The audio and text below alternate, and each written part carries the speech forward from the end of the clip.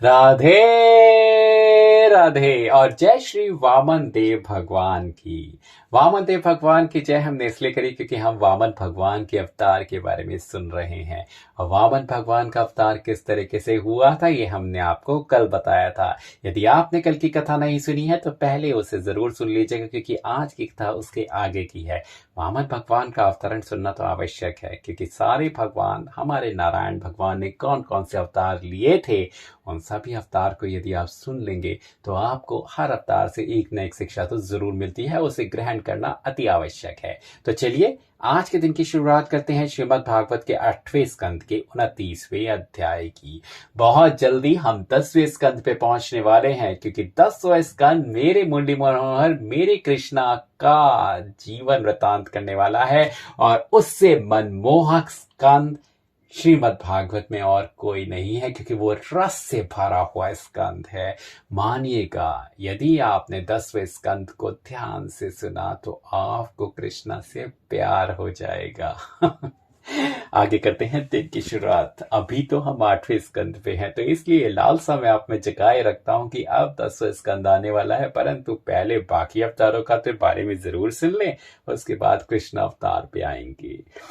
19वां अध्याय। बलि का वामन जी को 3 पग पृथ्वी दान देने के लिए तैयार हो जाना।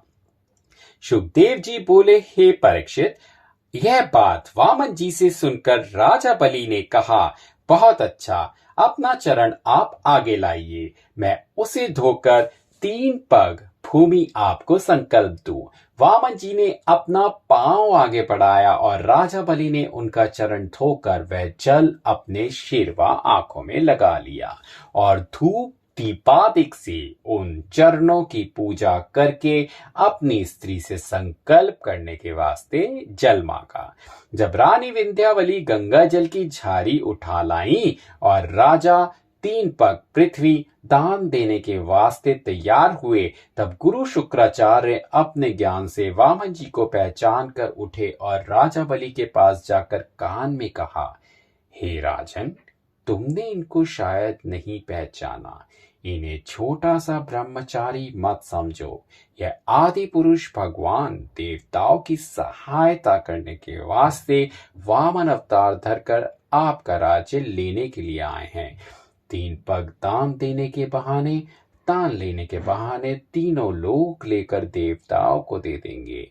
आप इनके छल में मत आओ। कदाचित आप ऐसा कहो कि 3 पग भूमि देने के वास्ते इन्हें कह चुका हूं, तो उसका उत्तर तो यह है कि राजा जो कुछ देश व धन रखता हो उसमें 5 भाग होने चाहिए।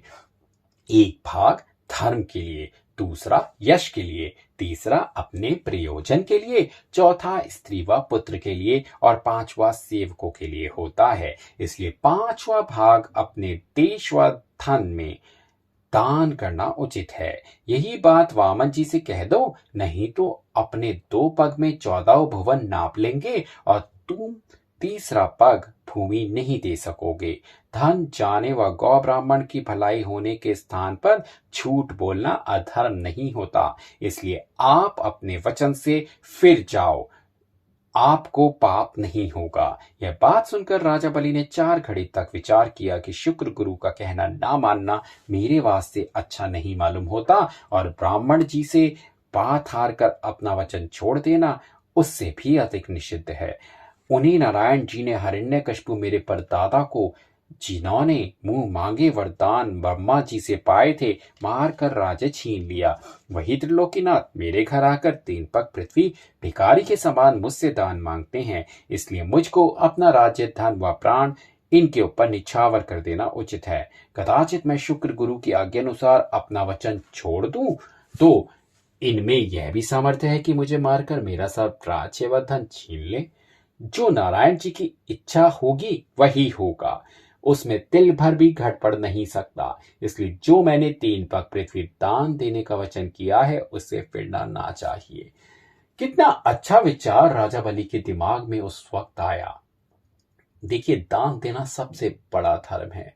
दान देना, वो चाहे उस समय राजा बलि को अपने हित में भी नहीं नजर नहीं आ रहा, परंतु दान देने को वो कह चुके थे तो वो दान तो देंगे ही। अब देखिए दान देने को उन्हें क्या फल मिलता है, इसके बारे में आपको आगे पता चलेगा। तो इसीलिए ये कहानी आपको ये सिखाती है कि दान देना बहुत आवश्यक है। वो दान कैसा भी दान हो, परंतु दें जरूर। अपने सामर्थ्य पर थोड़ा ही दान करें, परंतु करें जरूर। आगे बढ़ते हैं 20वें अध्याय को। राजा बलि का वामन जी को 3 पग पृथ्वी संकल्प कर देना। सुखदेव जी ने कहा कि हे परीक्षित, राजा बलि यह बात विचार कर शुक्राचार्य गुरु से बोले, महाराज आप कहते हैं कि आप इस ब्राह्मण को पृथ्वी दान मत दो, सो ब्राह्मण से झूठ बोलना बहुत पाप होता है। मैं राज्य धन और संसारी सुख के लिए जो सदा स्थिर नहीं रहता, झूठ क्यों ही बोलूं। झूठ बोलने से मुझे नरक भोगना पड़ेगा, यह राजगद्दी मेरे साथ न जाएगी। इसलिए जो कुछ वचन मैंने हारा है उससे फिर तो नहीं सकता, चाहे मेरा राज्य जाए या रहे। देखिए हिरण्यकशिपु मेरे परदादा और प्रहलाद भक्त मेरे दादा तीनों लोगों के राजा थे। देवता जिनकी आज्ञा मानते थे वे लोग भी संसार में नहीं रहे, उनका राज्य भी जाता रहा। विरोचन मेरे पिता भी राज्य और धन छोड़कर मर गए। उसी तरह मैं भी एक दिन राज्य व द्रव्य छोड़कर मर जाऊंगा। फिर किस वास्ते झूठ कहूं। आप मुझे इन ब्राह्मण देवता को पृथ्वी दान देने से मना ना कीजिए। जो मनुष्य शुभ कर्म करते हैं उनका नाम स्थिर रहता है।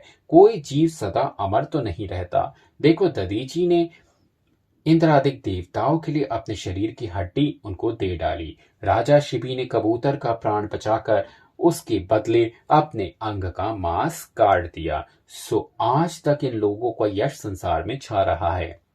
इसलिए मैं राजगद्दी जाने या नरक भोगने से नहीं डरता, केवल अपयश से बहुत डरता हूं। संसारी लोग कहेंगे कि राजा बलि ने वामन जी को दान देने को कहा था, सो लालच के वश अपना वचन छोड़ दिया। इसके सिवा ग्रस्त का भी यही धर्म है कि ब्रह्मचारी वानप्रस्थ सन्यासी जो उसके द्वार पर आए उन्हें विमुख ना फेरे, कुछ देकर प्रसन्न करे। आप ऐसा कीजिए जिसमें मेरा ग्रस्त धर्म बना रहे। आप कहते हैं कि ये नारायण जी हैं, सो जिन परमेश्वर को प्रसन्न करने के लिए सब संसार यज्ञ तप दान व होम करते हैं, जब वही त्रिलोकीनाथ मेरे घर आकर भिखारी के समान 3 पग पृथ्वी दान मांगते हैं, सो किस तरह ना देवे। इसलिए इनको दान देकर आशीर्वाद देना और अपने प्राण तक इन पर निछावर कर देना मैं उचित समझता हूँ। ये मेरा राज्य लेकर देवताओं को दे डालेंगे तो इससे भी मेरा यश महाप्रलय तक स्थिर रहेगा। लक्ष्मीपति इस शरीर और तीनों लोगों के मालिक होकर मुझसे दान मांगते हैं, इसलिए इनको बड़े हर्ष से दान देकर इनका हाथ नीचे करना चाहिए। लालची मनुष्य नरक में पड़ते हैं, इस कारण आपकी आज्ञा न मानकर अवश्य दान दूंगा। जब शुक्र जी ने देखा कि राजा बलि मेरा कहना नहीं मानते, तब क्रोध करके उन्हें शाप दिया कि राज्य व धन दोनों आपका जाता रहे। जब राजा बलि ने श्राप का कुछ भय नहीं माना और बड़े हर्ष से वामन भगवान को संकल्प देकर विनय किया कि हे त्रिलोकीनाथ 3 पग पृथ्वी आप नाप लीजिए, तब वामन जी ने स्वस्ति कहकर अपना विराट रूप इतना लंबा चौड़ा धारण किया कि 7 लोग कमर के नीचे और 7 लोग कमर के ऊपर हो गए।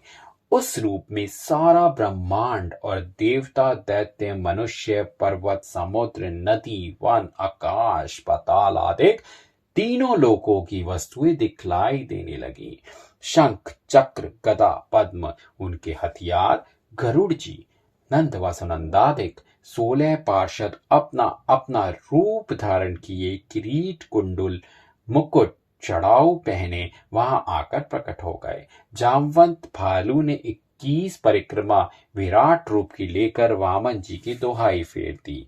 इतनी कथा सुनाकर सुखदेव जी बोले, हे परीक्षित, जब राजा बलि शुक्र पुरोहित का कहना ना मानकर वामन जी को पृथ्वी का संकल्प करने लगे, तब शुक्र जी बहुत छोटा रूप बनाकर उस झाड़ी की टोंटी में जो राजा बलि संकल्प देने के वास्ते हाथ में लिए थे घुस गए। उन्होंने पानी गिरने का मार्ग इस इच्छा से बंद कर दिया कि ना तो पानी गिरेगा तो राजा बलि किस तरह संकल्प करेंगे। वामन भगवान अंतर्यामी यह हाल जानकर जो कुशा हाथ में लिए थे वही उसी टोंटी में डालकर उसका छेद खोलने लगे। जब उस कुशा की नोक से शुक्राचार्य जी की एक आंख फूट गई तब शुक्र जी काने होकर टोंटी से बाहर निकल भागे। सो हे राजन, जो लोग किसी को दान देने आदि शुभ कर्म करने से बचते हैं उनकी यही गति होती है। दूसरा कारण आंख फोड़ देने का यह समझना चाहिए कि परमेश्वर ने दो आंखें मनुष्य को इस वास्ते दी हैं कि एक आंख से संसारी सुख और दूसरी आंख से परलोक का भला अनभला देखे। शुक्र जी संसारी सुख का अच्छा जानकर अंत समय का सोच भूल गए थे, इसलिए परमेश्वर ने एक आंख फोड़कर उन्हें आगे चैतन्य भर कर दिया। यह बात सुनकर सबको परलोक का सोच करना चाहिए। तो आज के अध्याय से हमें क्या शिक्षा मिलती है, जो कि बहुत ही उत्तम शिक्षा है। भगवान ने दो आंखें आपको किस लिए दी हैं? दो आंखें इसलिए दी हैं कि एक आंख से तो आप अपने संसारी सुख की जितनी इच्छाएं हैं वह देखें, उनका स्वप्न भी देखें और उन्हें पूरा होते हुए भी देखें। क्योंकि देखिए, निश्चय कर लेना तो भगवान ने हर मनुष्य को सिखाया है कि आप अपने जीवन के अंदर जरूर एक निश्चय करके चलें, क्योंकि जब निश्चय करेंगे तभी आप उसको पा सकेंगे। तो एक आंख से केवल निश्चय करके उसको, जिस तरह से अर्जुन ने मछली की आंख को अपना निश्चय मानकर उस पर निशाना लगाया था और गुरु द्रोणाचार्य ने उसको एक उत्तम शिष्य घोषित किया था, उसी तरीके से आपको भी अपने जीवन का एक लक्ष्य निर्धारित करके उसके पीछे बस लग जाना चाहिए और उसे प्राप्त कर लेना चाहिए। क्योंकि जिस दिन आपने अपने लक्ष्य को निर्धारित करके उसकी तरफ अपनी सारी शक्ति झोंक दी तो आप उसे जरूर प्राप्त कर लेंगे। उसी तरह दूसरी आंख का आपका कर्तव्य या लक्ष्य ये होना चाहिए कि जो भी आप कमा रहे हैं, जो भी पारिश्रमिक आपको मिल रहा है, उसमें से कम दशांश यानी 10% दान जरूर करें। और मैं बार बार मैं इसलिए बोलता हूं कि ये दशांश करना इसलिए जरूरी है क्योंकि भगवान ने आज तो ये हमारे हिंदू शास्त्र में भी, इस श्रीमद् भागवत में भी लिखा है कि दो आंखें आपको दो कारण से दी गई हैं। एक आंख आपको दी गई है कि आप अपने बारे में सोचें और दूसरी आंख आपको दी गई है कि आप दूसरों के बारे में सोचें। क्योंकि जब आप समर्थ होते हैं तो दूसरी आंख से जितनी सामर्थ्य भर आप दान कर सके तो वो जरूर करिएगा। क्योंकि कई बार कोई मनुष्य हो सकता है कि उसमें उतनी सामर्थ्य नहीं है, उसके पास उतना धन नहीं है ताकि वह अपने लिए भोजन ही अर्जित कर सके। क्योंकि कई बार ऐसा होता है कि हम बहुत आसानी से यह तो बोल देते हैं कि ये भिक्षा मांग रहा है, कोई काम नहीं करता, क्यों नहीं करता, इसे काम करना चाहिए। परंतु आपको सच में नहीं पता कि यदि वो भिक्षा मांग भी रहा है तो किसी को भी भिक्षा मांगना पसंद नहीं है, किसी को भी भिक्षा मांगना पसंद नहीं आता। जरूर उसकी कोई ना कोई मजबूरी ही रही होगी। हाँ, मैं ये जरूर मानता हूं कि आज के समय में ये एक धंधा जरूर बन गया है कि छोटे छोटे बच्चों से भिक्षा मंगवाई जाती हैं या फिर कुछ नर या नारी जरूर भिक्षा मांगते हैं, परंतु हर किसी को एक तरीके से नहीं आंका जा सकता। हो सकता है कोई वाकई में मजबूर हो, तो क्या पता आप यदि उसको कुछ अपने दशांश में से, वो दशांश आपका नहीं है। पहली बात तो ये याद रखिए, अगर आपने ये निर्धारित कर लिया कि दशांश मुझे निकालना है तो उस दशांश पे आपका हक नहीं है। वो दशांश आपकी दूसरी आंख से भगवान ने आपको यह देखने के लिए दिया है कि कौन जरूरतमंद है, जिसमें कि जो पैसा मैंने आपको दिया है आपके हाथ से दान देने के लिए, उसको आप एक जरूरतमंद को दे सकें। यह जरूरी नहीं है कि केवल एक भिखारी को ही दी जाए। आपके आसपास जरूर कोई ना कोई ऐसा बच्चा होगा जिसको शायद जरूरत हो कि वह पढ़ना लिखना चाहता हो, परंतु वह पढ़ना लिखने की सामर्थ्य उसके माँ बाप के पास में उसे पढ़ाने लिखाने की सामर्थ्य नहीं हो, तो क्यों नहीं आप उसकी जिम्मेदारी जिंदगी भर के लिए उठा लेते। क्यों नहीं आप, ठीक है आप उसको अपने घर में नहीं ला सकते मगर उसकी जिम्मेदारी तो उठा सकते हैं। क्या पता उसको, ठीक है आप उसकी फीस नहीं दे सकते, उसकी पुस्तकों के लिए पैसे देते, उसकी या तो कलम के लिए पैसे दे दे, कैसे भी करके कुछ भी किया जा सकता है। देखिए जरिए बहुत हैं, आपको केवल पाना है कि किस जरिए से आप किसी की मदद कर सकते हैं। दशांश जरूर निकालिए, 10% जरूर निकालिए, क्योंकि वो आपका हिस्सा नहीं है, वो भगवान ने आपके द्वारा दान किए जाने का हिस्सा आपको दिया है, वो आपको जरूर करना है। इसी सीख के साथ शुरुआत करते हैं आज के दिन की, और कल के अध्याय में हम आपको बताएंगे, जो कि 21वां अध्याय होगा, कि नारायण जी का अपने विराट रूप से एक पग में सातों लोकों के ऊपर के और दूसरे पग में सातों पग नीचे की नाप लेना। परंतु उसके बाद राजा बलि का क्या होता है, यह जानना भी बहुत आवश्यक होगा। चलिए करते हैं आज के दिन की शुरुआत एक बार फिर राधे राधे के नाम के साथ।